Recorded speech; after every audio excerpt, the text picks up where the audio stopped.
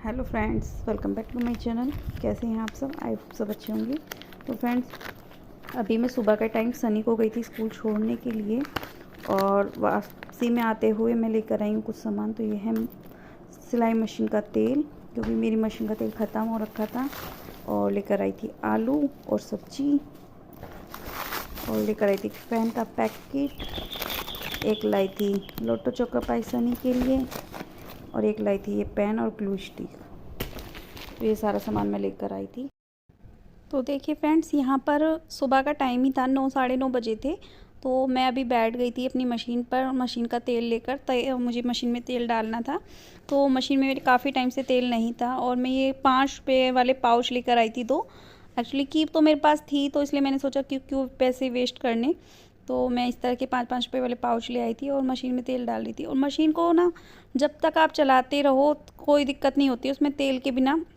लेकिन मशीन में ना थोड़ा सा खिंचाव सा सिलाई में दिखाई देने लगता है, अगर मशीन में तेल टाइम पर ना डाला जाए तो अभी मैं बना रही थी लड्डू गोपाल जी की कैप। तो मैंने सोचा चलिए आज लड्डू गोपाल जी की कैप बनाने का तरीका आप लोगों के साथ शेयर करती हूँ थोड़ा सा। वैसे तो मतलब मैं अलग से वीडियो बनाती, लेकिन इसी में मैं ऐड कर रही हूँ थोड़ी सी क्लिप। तो यहाँ पर देखिए, ये ना मैंने पट्टी ली है लंबी, उस पर लेस लगा ली है, और इसको उल्टा करके यहाँ पर मैं सिलाई लगा रही हूँ। तो इस तरह से करके ना ये मैं पूरा सेट बना रही हूँ। जिन्होंने ये बनवाए हैं सेट, उन्होंने 2 सेट बनवाए हैं इस तरह से।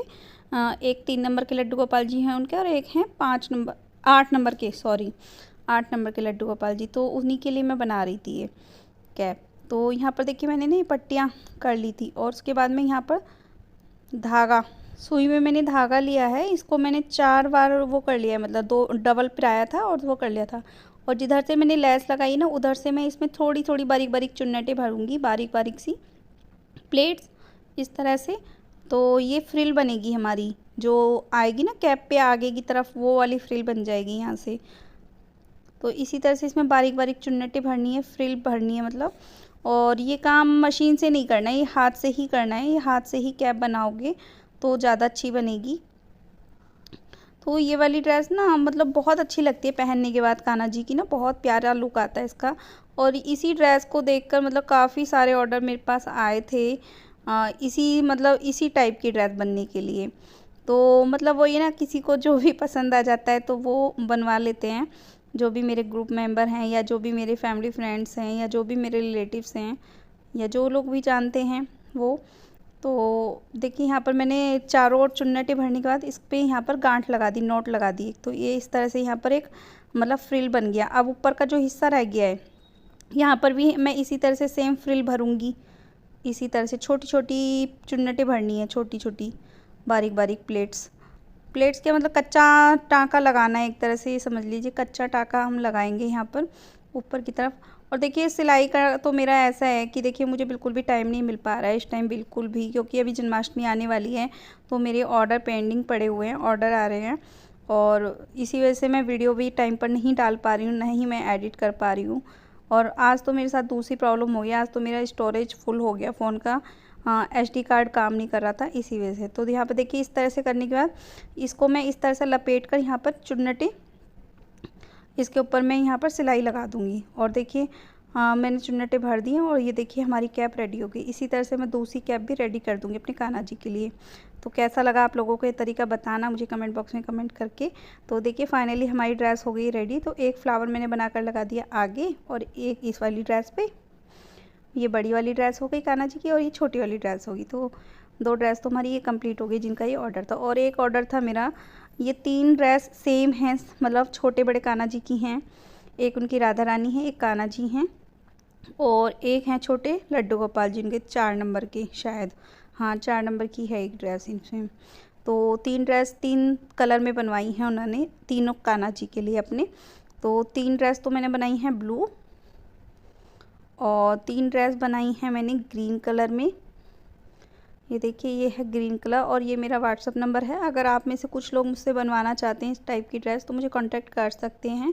मैं कोई पब्लिसिटी लिख के लिए नहीं बता रही हूँ, एक्चुअली मेरी गलती से ये वाला नंबर वाली वीडियो आपके पास आ गई है, मैं सिर्फ बता रही हूँ आप लोगों को।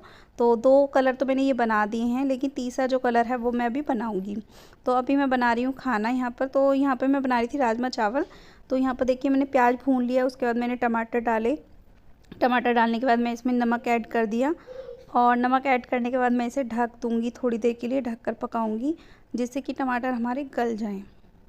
जब टमाटर हमारे थोड़े से गल गए हैं, मतलब हल्के से गल गए हैं, बहुत ज़्यादा तो नहीं गले हैं, और इनको मैंने चॉप भी नहीं किया है, और मैं मिर्च डालूँगी इसमें, थोड़ी सी हल्दी, गरम मसाला, धनिया, आमचूर पाउडर, ये सब डालने के बाद मैं इनको अच्छे से मिक्स करूँगी। ये सब मिक्स करने के बाद मैंने इसमें एक आलू डाला है चॉप करके, थोड़ा सा वैसे आलू कम ही डालते हैं, लेकिन ग्रेवी के लिए आलू डाल देते हैं, इसमें फोड़ कर भी डाल सकते हो। तो यहाँ पे ना राजमा मैंने उबाल के रखा हुआ था, तो उसी के अंदर मैं इसको ऐड कर दूँगी, और इसमें ना 2-3 सीटी लगा दूँगी। थोड़ा पानी भी कम था तो नमक डाल के मैंने पानी भी डाल दिया इसके अंदर। तो अब मैं इसको ना थोड़ा सा मिक्स करके इसमें 2-3 सीटी लगा दूँगी, तो राजमा हमारा रेडी हो जाएगा बिल्कुल। तो इसका सीटी लगाने का रीज़न ये था कि टमाटर हमारे थोड़े कच्चे थे, तो वो थोड़ा अच्छे से हो जाएंगे। अब आगे नेक्स्ट डे की क्लिप। तो ये है सैटरडे की क्लिप। तो सैटरडे में मॉर्निंग का सुबह के 8 बजे थे, बच्चे अभी सो रहे थे, तो मैंने सोचा चलिए आज अपना स्टिचिंग वाला रूम भी साफ़ कर लेती हूँ, क्लीनिंग कर लेती हूँ। बहुत दिन हो गए हैं मुझे क्लीनिंग किए हुए रूम की, और रूम की हालत बहुत ज़्यादा ख़राब हो रखी है। तो आज मैं इस रूम की काया पलट करने वाली हूँ। इस रूम की क्या, दूसरे रूम की भी काया पलट हो जाएगी, आप लोग देखोगे तो। क्योंकि जो मैंने कर रही हूँ ना आज, मतलब मैं पूरा टाइम लगी रही, दोपहर के 2 बजे तक लगी रही। सुबह 8 बजे लगी थी काम करने के लिए, 8 बजे से दोपहर के 2 बज गए थे मुझे काम करते करते। तो यहाँ पर देखिए मैंने बेडशीट बिछा ली है, और ये वाली बेडशीट मैंने मीशो से मंगाई थी। तो बेडशीट तो कलर प्रिंट तो अच्छा था इसका, लेकिन कपड़ा अच्छा नहीं था, सच बताऊँ तो कपड़ा बहुत ख़राब था इसका, कपड़ा अच्छा नहीं था। इस वाली बेडशीट पर ना हम लोग सो नहीं सकते, क्योंकि हम लोगों को कॉटन बेडशीट की आदत है, इसी वजह से। तो ये वाली बेडशीट का कपड़ा थोड़ा सा अलग होता है, तो ये हमारे बच्चों को पसंद नहीं बिल्कुल भी। तो ये बेडशीट बिछाने के बाद देखिए यहाँ पर ना मैंने अपना स्टिचिंग का जितना भी सामान था वो सारा उतार कर रख लिया है बेड के ऊपर। और अभी मैं यहाँ से ना सारी चीज़ें हटा दूँगी, क्योंकि धूल मिट्टी जम जाती है। देखिए सामान रखा रहता है तो सफाई नहीं हो पाती है, डेली क्लीनिंग नहीं हो पाती है। तो ये सब हटाने के बाद फिर मैं ना ये संदूक भी हटा दिया यहाँ से। ये मेरा संदूक रखा हुआ था, तो यहाँ पर ना एक अलमारी बनी हुई है, इस अलमारी के अंदर मेरा काफ़ी सारा सामान रखा हुआ है, तो वो सामान मैं हटा रही हूँ। एक्चुअली में हुआ क्या कि ये जो कंप्यूटर था पहले भी यहीं पे रखा हुआ था, पिछले 8 सालों से 10 सालों से ये कंप्यूटर इसी के अंदर रखा हुआ था। और अभी मैंने इसको निकाला था, क्योंकि मेरी बेटी कंप्यूटर क्लास जा रही थी, तो मुझे लगा ये ठीक करा देंगे तो ये चल जाएगा और इसको यूज किया जा सकता है। लेकिन हुआ क्या कि इन्होंने ये इसे ठीक नहीं कराया, जिसकी वजह से मुझे दिक्कत हो रही थी कि यहाँ पे ना सामान रखने में बहुत प्रॉब्लम हो रही थी। क्योंकि सब कुछ ऐसा लगता है ना, ज़्यादा सामान हो जाता है रूम में तो बहुत ज़्यादा स्पेस घिर जाता है। तो यही मुझे प्रॉब्लम हो रही थी, मुझे देख देख के ना मन को अशांति सी हो रही थी कि इसका यूज भी नहीं हो रहा है और ये रखा हुआ है ऐसे ही। तो फिर मैंने क्या किया, कंप्यूटर को वापस उठाकर उसी अलमारी के अंदर रख दिया। ऐसा होता है ना, कुछ काम हस्बैंड के ऊपर होते हैं, कुछ काम हमारे ऊपर होते हैं। मैंने इसको बेचने के बारे में भी सोचा कि बेच देती हूँ कंप्यूटर, जब यूज नहीं हो रहा है कुछ भी। तो इन्होंने मुझे बेचने के लिए भी मना कर दिया कि बेचना भी नहीं है, ठीक भी नहीं कराना है। तो ये बेफालतू की कबाड़ा एक तरह से भरा हुआ है रूम के अंदर। इस तरह की चीज़ें ना मेरे पास बहुत सारी मिल जाएंगी, बहुत सारी चीज़ें इस तरह की हैं मेरे पास रूम में भरी हुई, जिनका कोई यूज नहीं होता है, लेकिन फिर भी वो भरी रहती हैं। तो ये देखिए, ये डॉगी था एक, जो कि मैंने बनाया था आपसे, मतलब जब लवी छोटी सी थी ना तो मैंने बनाना सीखा था डॉगी, जो फैदर वाले बनने होते हैं। तो उस टाइम लवी छोटी सी थी, 1.5 साल की थी लगभग, तो तब मैंने ये सीखा था बनाना। तो मैं सीखने के लिए जाती थी, मैंने पैसे खर्च किए थे और बनाना सीखा था। तो मुझे अच्छी लगती थी चीज़ें सीखना और बनाना। तो मैंने क्या किया, ये सारे टेडी बियर वगैरह ना इसके कंप्यूटर के आगे रख दिए उठा के, जिससे देखने में भी ये बुरा ना लगे और ये हो जाए। और अभी मैं क्या करूँगी, अभी ये वाली अलमारी खोलूँगी, क्योंकि अब जो ये इसके अंदर से सामान निकला था ना अलमारी के अंदर से, वो सारा सामान मुझे इसके अंदर रखना है अलमारी के अंदर। क्योंकि वो ये ना, देखिए स्पेस तो बनाने से बनता है। अब इस अलमारी के अंदर प्रॉब्लम क्या है, इस अलमारी के अंदर मेरी जो देवरानी है उसका संदूक रखा हुआ है।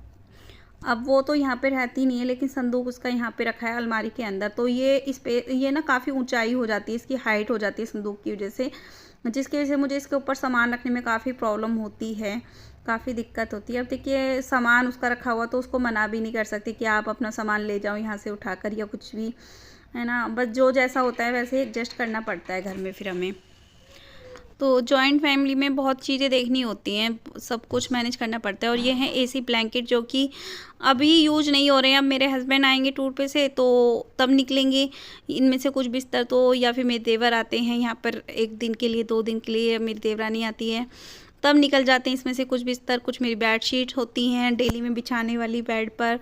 कुछ मतलब वही ना, थोड़े बहुत कपड़े एक्स्ट्रा निकाल के रखने पड़ते हैं कि कोई आ जाए तो एकदम से संदूक कैसे खोलूँ। संदूक के ऊपर तो मेरा स्टिचिंग का इतना सारा सामान रखा रहता है, फिर दिक्कत होती है मुझे भी।